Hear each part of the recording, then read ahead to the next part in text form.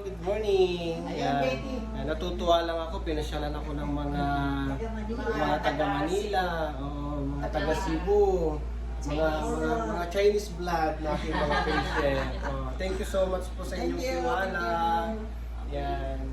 Si Tita, yan. She's first day treatment today, no? Yan, galing po yan ng Chinese General Hospital. Nagkaroon po siya ng problema sa lumbar, sa L1, L2, L3, L4. Yan, ang dami ano? Oo, ang dami. Oo. Bali lang buwan, ilang taon na yung sakit mo? Tagal na, mga abot 10 na pa 10. Mga 10 Kasi years 7 na? naman na walang asawa ko eh. So, 10. Okay, yan, 10 years na daw. So, nagagalak naman ako dahil kay Tita. Nakarating sila dito. Ayan, gumaling kasi si Nanay, ano?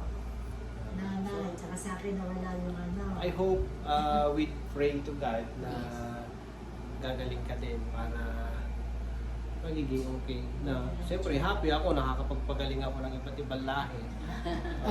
Ganito na ako sa Europe dati. Kahit tignan nyo yung Facebook ko, karamihan din, marami din akong mga Chinese na pasyente. May mga big time talaga, mga negosyante, may mga restaurant, may mga company. Alam mo naman ang Chinese, pag sinabi mong Chinese, company yan, automatic yan.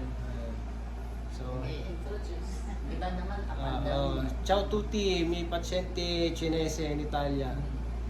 Yan. Un bacio a tutti lì in Italia.